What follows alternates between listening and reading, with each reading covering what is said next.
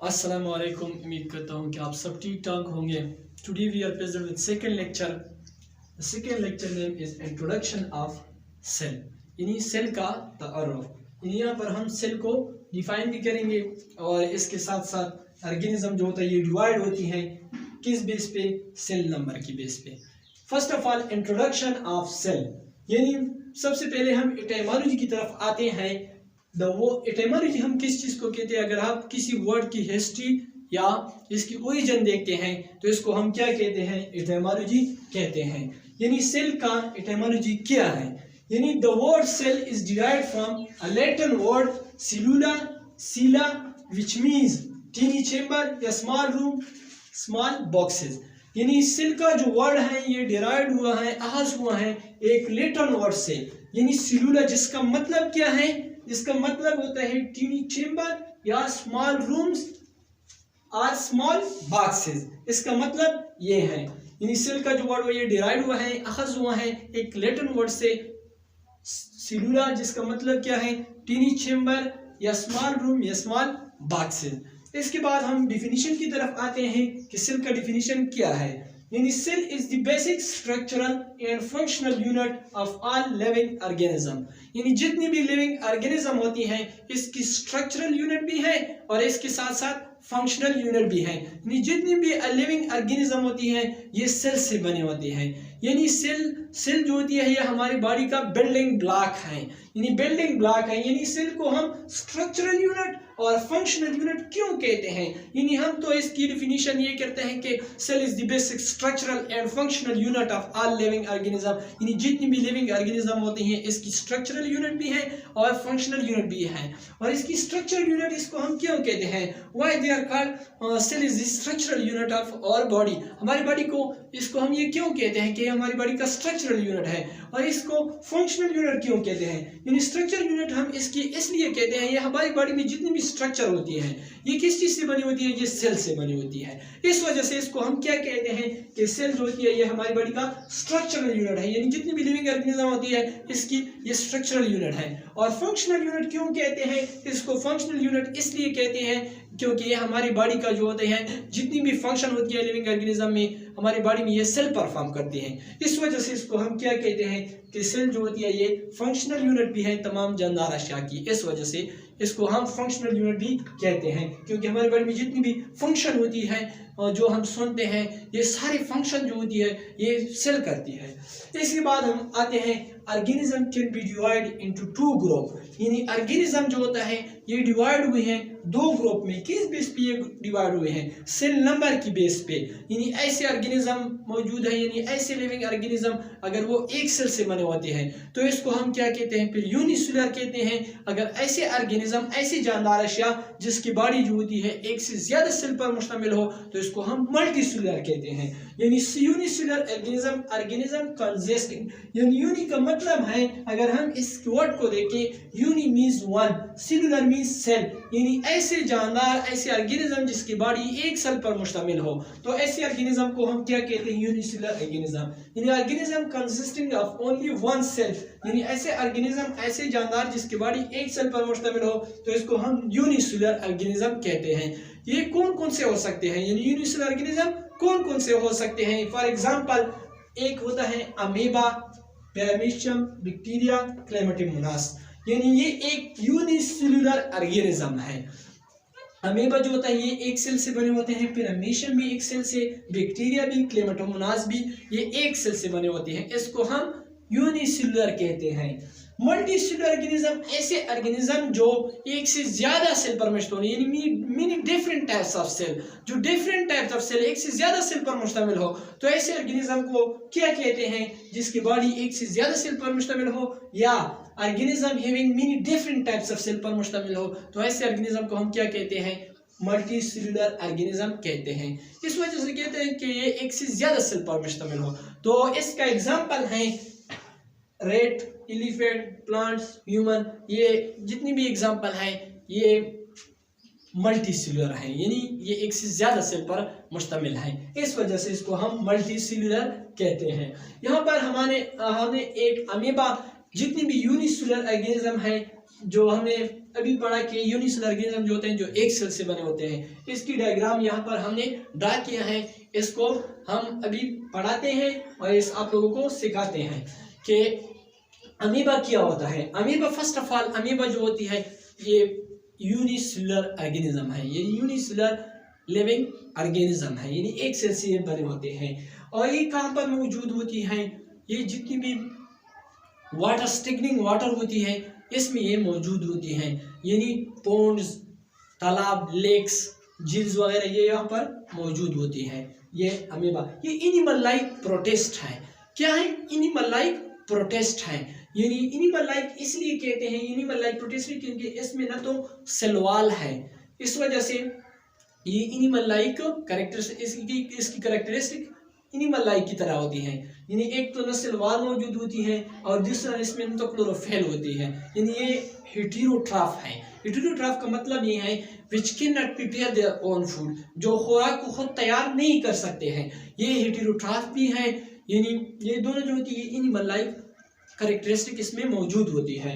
और इसके अंदर अगर हम इसकी स्ट्रक्चर को देखें, इसकी स्ट्रक्चर में ये एक अमीबा की स्ट्रक्चर है, इसकी जो आउटर कवरिंग है ये इसको हम क्या कहते हैं? प्लाज्मा मेम्ब्रेन कहते हैं। प्लाज्मा मेम्ब्रेन ये किस चीज से बना होता है? ये लिपिड और प्रोटीन से बने होते हैं, लिपिड और प्रोटीन से बने होते हैं। और ये इनर जो सेल की जो इनर कंटेंट है ये तो एक यूनिसेलुलर ऑर्गेनिज्म है, इसके अंदर स्ट्रक्चर कौन कौन से होते हैं और ये जो इनर कंटेंट होती है सेल की ये इसको प्रोटेक्शन भी देती है प्लाज्मा मेम्ब्रेन।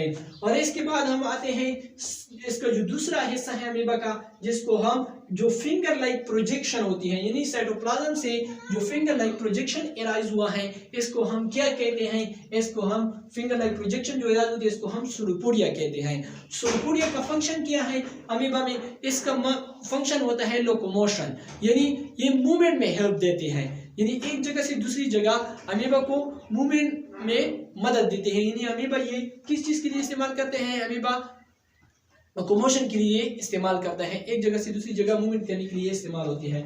इसके अंदर होता है कंट्रैक्टाइल वैक्यूल, जो वाटर इंट्रासेलुलर सेल के अंदर जो वाटर होती है इसकी बैलेंस को कंट्रोल करती है, जो वेस्ट मटेरियल जो है इसको भी एक्सक्रीट करती है।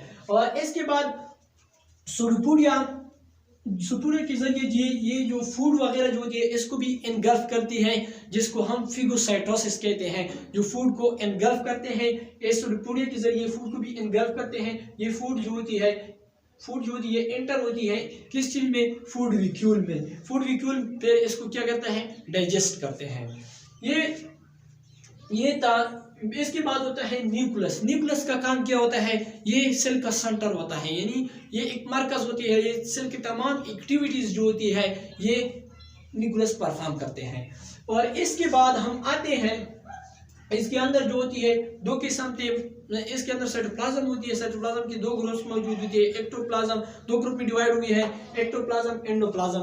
एक्टोप्लाज्म जो होती है ये सेल मेम्ब्रेन के करीब होती है, और एंडोप्लाज्म जो होती है ये जिसमें सेल की जो ऑर्गेनेली वगैरह जो होती है ये इसमें मौजूद होती है। इसके बाद हम आते हैं पैरामीशियम की तरफ। ये भी एक यूनिसेलुलर ऑर्गेनिज्म होती है जो कि एक्वेटिक एनवायरनमेंट में मौजूद होती है। पैरामीशियम इसकी स्ट्रक्चर अगर आप देखें, एक तो एक यूनिसेलुलर लिविंग ऑर्गेनिज्म है। अगर इसकी स्ट्रक्चर हम देखें तो इसके अंदर ऊपर वाला जो लेयर है जिसके जो हेयर लाइक छोटी छोटी दागिनुमा स्ट्रक्चर जो एराइज हुई है इसको हम क्या कहते हैं? इसको हम सीलिया कहते हैं। यहाँ पर ये जो छोटी छोटी दागिनुमा स्ट्रक्चर एराइज हुए हैं इसको हम क्या कहते हैं? सीलिया कहते हैं। सीलिया किस चीज के लिए इस्तेमाल करते हैं? ये मूवमेंट के लिए इस्तेमाल करते हैं। यहाँ पर सुडोपोडिया था अमीबा में, यहाँ पर सीलिया जो था ये अपनी मूवमेंट के लिए इस्तेमाल करते हैं। इसके अंदर अगर हम एक स्ट्रक्चर को देखें, इसके अंदर क्या होती है? इसके अंदर होती है यहाँ पर एक रीजन होती है जिस रीजन को हम क्या कहते हैं? ओरल ग्रूव कहते हैं। ये इसका मतलब क्या है? ये वो रीजन है, ये वो साइड है जहाँ पर ये फूड को एंटर करते हैं, यानी वो साइड है जिसके जरिए ये फूड को एंटर करते हैं। ये वो रीजन है जिसको ओरल ग्रूव कहते हैं। और इसके अंदर एक होता है मैक्रोन्यूक्लियस, दूसरा होता है माइक्रोन्यूक्लियस। इससे क्या काम होता है? मैक्रोन्यूक्लियस जो होती है ये ग्रोथ और मेटाबॉलिज्म में इन्वॉल्व होती है, इसमें हेल्प देती है। और जो माइक्रोन्यूक्लियस है ये सेक्सुअल रिप्रोडक्शन जो होती है इसमें इन्वॉल्व होती है। Sexual reproduction, what types of sexual reproduction? यानी कंजुगेशन, जो एक्सचेंज ऑफ जेनेटिक मटेरियल को एक्सचेंज करते हैं, ये किसका काम है? माइक्रोन्यूक्लियस का काम है, यानी सेक्सुअल रिप्रोडक्शन को में इन्वॉल्व होती है। ये जो होती है ग्रोथ और मेटाबॉलिज्म में इन्वॉल्व होती है। इसके अंदर क्या और चीज़ है? Contractile vacuole. कंट्रैक्टाइल वेक्यूल का काम क्या होती है? इसके अंदर फूड वेक्यूल होती है जो फूड को डाइजेस्ट करती है, फूड वगैरह को डाइजेस्ट करती है। और कंट्रैक्टाइल वेक्यूल, दो कंट्रैक्टाइल वेक्यूल्स होती हैं। कंट्रैक्टाइल वेक्यूल जिसके अंदर वाटर जो होती है, वाटर बैलेंस को भी कंट्रोल करती है, और इसके साथ जब वाटर की मिकदार जब ज़्यादा होती है इसको सेल से बाहर एक्सक्रीट करती है। इसके बाद हम आते हैं एक और स्ट्रक्चर जिसका नाम है क्लेमाटोमोनास। यानी क्लेमाटोमोनास जो होती है ये क्या होती है? ये एक यूनिसेलुलर लिविंग ऑर्गेनिज्म है। यूनिसेलुलर लिविंग ऑर्गेनिज्म है। इसको ऑटोट्रॉफ कहते हैं। ऑटोट्रॉफ क्यों कहते हैं? क्योंकि ये खुराक को खुद प्रिपेयर करते हैं।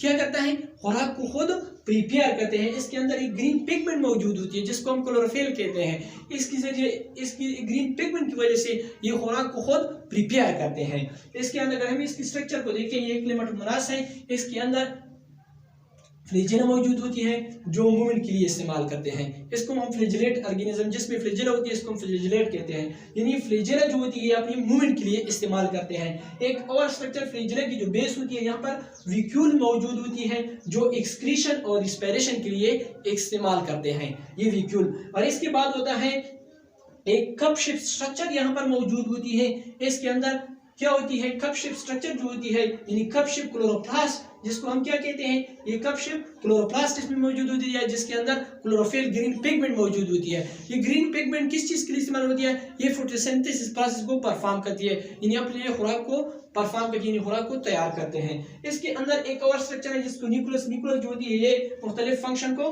परफॉर्म करते हैं, यानी सेंटर होती है ये सेल का, और ये जो होती है मरकज होती है सेल का, जितनी भी फंक्शन ये इसको परफॉर्म करते हैं। इसके अंदर एक और स्ट्रक्चर है जिसको हम पैरानाइट्स कहते हैं। पैरानाइट का फंक्शन क्या होता है? पैरानाइट का फंक्शन क्या होता है? इसका फंक्शन ये होता है कि ये स्टार्च को प्रिपेयर करते हैं। जो फोटोसिंथेसिस में जो खुराक स्टोर होती है, यानी ये पैरानाइट का काम है स्टार सिंथेसिस, यानी स्टार को बनाना। इसके इर्द गिर्द क्या होती है? स्टार्च ग्रेन्स होती है। और इसके बाद न्यूक्लियस। न्यूक्लियस का काम क्या होता है? ये सेंटर होते हैं, सेल का सेंटर है, यानी सेल का वेरियस फंक्शन को परफॉर्म करना। यानी ये था इंट्रोडक्शन ऑफ सेल, और इसके साथ ऑर्गेनिज्म जो होता है डिवाइड होती है on the basis of their cell number. ये यूनिसेलुलर ऑर्गेनिज्म के डायग्राम है, अमीबा और क्लेमाटोमोनास और paramecium. Thank you for watching.